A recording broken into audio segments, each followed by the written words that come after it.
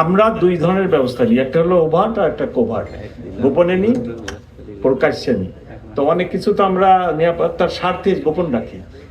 So আপনি যেটা বলতেছেন, আমরা এক দুইটা তো গোপনও রাখতে পারি। ও ঝুঁকির ব্যাপারে না, না কোনো ঝুঁকি নেই।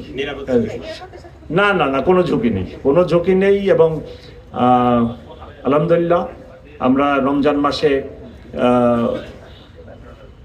ঢাকাবাসী অনেক ভালো ছিলাম বলেই আমি মনে করি।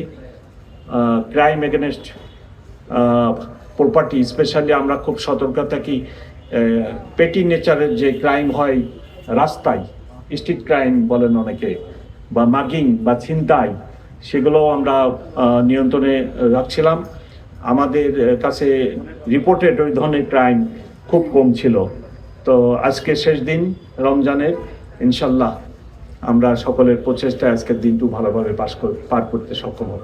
15,000 পুলিশ অফিসার নিয়োজিত থাকবে সার্বিক নিরাপত্তা ব্যবস্থায়, সাথে সাথে এটিইউ, তারপরে আপনার ডিবি, তারপরে সিটিটি সি, আপনার সবার সমন্বয়, ইভেন বাংলাদেশ আর্মিও আপনারা জানেন আমাদের সহায়তায় আছেন, ওনারাও থাকবেন।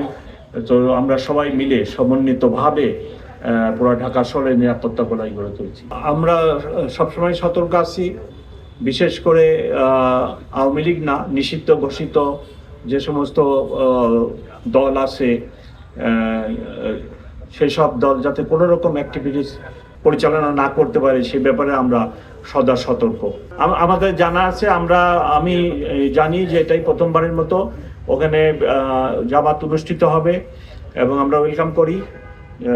জামাত ওখানে অনুষ্ঠিত হচ্ছে, এটাকে আমরা ওয়েলকামই করি। ওখানে নিরাপত্তা ব্যবস্থা নিয়েছে, ট্রাফিক ব্যবস্থা নেওয়া হয়েছে এবং জামাত পরবর্তীতে ওখানে আপনার ঈদের আনন্দ র্যালি সেটিও অনুষ্ঠিত হবে আমাদের জানা। আমরা সকল ব্যবস্থা নিচ্ছি। বান্ডেল থাকলে প্রতি সেনমানিতে টাকা বাঁচবে। বিকাশ সেনমানি বান্ডেল কিনে জিতুন প্রতি লেনদেনে। আমাদের হচ্ছে একটা ডাইভারশন, একটা রোড ব্লক।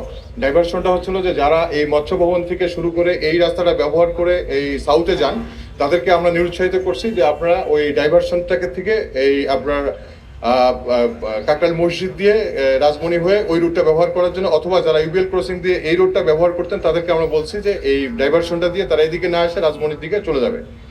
আর রোড ব্লকটা হচ্ছিল যে যারা সম্মানিত নাগরিক যারা আসবেন এই জামাতে ঈদের নামাজের অংশগ্রহণের জন্য, তারা এই রড ব্লকটা আমাদেরকে করা হচ্ছে যে প্রথম রড ব্লকটি আমরা করছি হচ্ছে যে সচিবালয়ের এই যে পুলের সামনে যে আপনারা যে দেখছেন একটা ইউটার্নের মধ্যে যে একটা কাটা জায়গা আছে, এখানে আমাদের ব্লকটা থাকবে। অর্থাৎ নাগরিকরা যারা গাড়ি যোগে আসবেন তারা এসে এখানে নেমে তার গাড়িটাকে ইউটার্ন করাই দিয়ে তিনি এই খুব সংক্ষেপে মানে অল্প একটু রাস্তা হেঁটে উনি চলে আসবেন।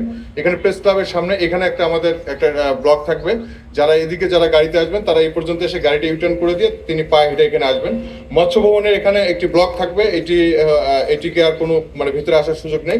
দোয়েল চত্বরে এখানে আমাদের একটি ব্লক থাকবে। যারা এই ইউনিভার্সিটির দিক থেকে আসবেন তারা দোয়েল চত্বরে এখানে নেমে গাড়িটা এই ভিতরে ওদিকে ইউনিভার্সিটির দিকে দিয়ে তারা এখানে চলে আসবেন। আর আমাদের টোটাল যে পার্কিং যে ব্যবস্থাপনাটা আছে এই ঈদগাহ ময়দানের ভিতরে 3টি ফেজে পার্কিং ব্যবস্থাপনা আছে। একটা হচ্ছে যে মাননীয় সম্মানিত প্রধান উপদেষ্টা মহোদয় তার মোটরকেডের একটা পার্কিং, আর দ্বিতীয়টা হচ্ছিল যে মাননীয় বিচারপতি মহোদয়গণ আছে তাদের, এবং তৃতীয়টি হচ্ছিল যে সরকারি উচ্চপদস্থ কর্মকর্তা এবং সামরিক যারা কর্মকর্তা আছে তাদের গাড়ির একটা পার্কিং। আমাদের 3টি পার্কিং আলাদা ব্যবস্থা আছে এবং সম্মানিত যারা বিশিষ্ট নাগরিক তাদের জন্য আমাদের গাড়ির একটি পার্কিং ব্যবস্থা আছে হচ্ছিল এই যে গণপূর্তের সামনে। এখানে তারা এসে মৎস্যভবন দিয়ে এসে সবাই এখানে গাড়িতে রেখে পায়ে হেঁটে পার হয়ে এখানে আসতে পারবেন।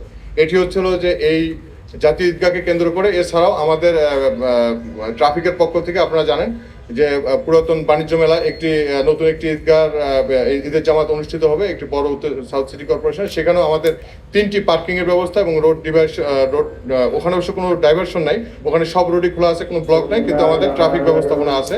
এছাড়া আগামীকালকে সমস্ত ঢাকা শহরে আমাদের ফুল ফ্লেজ ট্রাফিক ব্যবস্থাপনা থাকবে।